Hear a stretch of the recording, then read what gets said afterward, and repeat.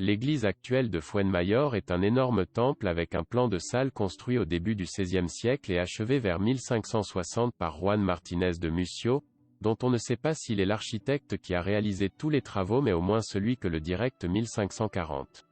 Apparemment, il occupait l'abside du maître-autel avant la construction du retable principal actuel.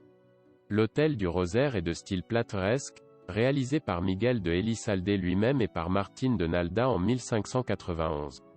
Très original et rare, il attira l'attention de Jovellanos lors de sa visite au temple en 1795.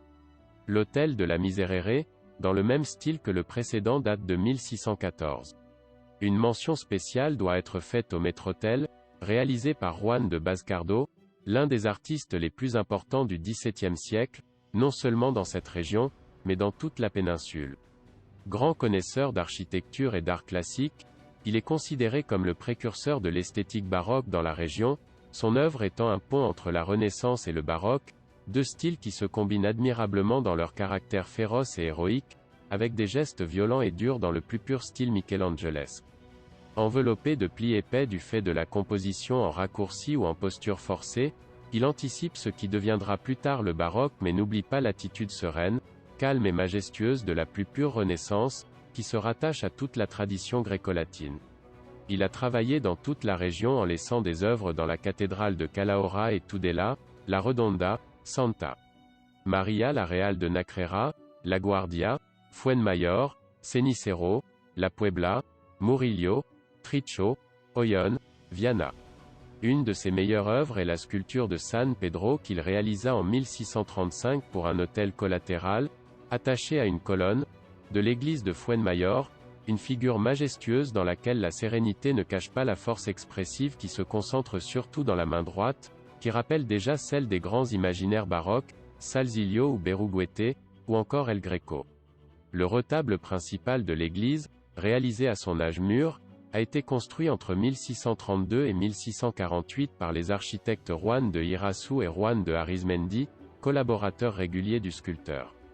De 1643 à 1649, Lázaro de Urquiaga a complété le travail avec la polychromie, doré, ragoût et incarné du retable. Son coût total était de 32 000 reais plus 10 000 reais pour le tableau, au total, la valeur actuelle de quelques 6 000 pichets de vin. Fabriqué en bois de noyer, il se compose de 5 voies verticales à 3 sections, plus le banc ou la section inférieure. Jovellanos, dans sa visite à Fuenmayor en 1795, en dit qu'il s'agit d'un bon retable majeur d'architecture à 3 corps de l'ordre ionique et dorique et composé d'une sculpture plus que décente. Avec un programme iconographique basé sur la Vierge, il montre 7 scènes de sa vie: présentation, purification, annonciation, visitation, nativité, épiphanie et assomption, couronnement au sommet du retable et plus, entourant l'image de la Vierge titulaire. À noter également les reliefs et figurines du reliquaire, Sagrario, et les sculptures de San Andrés, San Bartolomé, Santiago Alfeo, Santiago Peregrino, San Pedro et San Pablo, ainsi que les petits hauts-reliefs des 4 évangélistes et de San Emeterio et San Celedonio del Ban, dans lequel il y a aussi 4 scènes de la Passion. Il se connecte avec les modèles de l'époque, pouvant observer de grandes similitudes notamment dans l'architecture avec les retables de Briones, Murillo ou San Milan de Yuso, bien que la sculpture de Fuenmayor montre une plus grande sérénité et peut-être un effet moins baroque sans perdre sa majesté. La tour a été démolie de son état de ruine en 1767, la remplaçant par une flèche qui a brûlé en 1980 et a été reconstruite un an plus tard. La sacristie, restaurée en musée paroissial, abrite entre autres trésors une Madeleine de Juan Carreño de Miranda, peintre de chambre de Felipe III et Carlos II.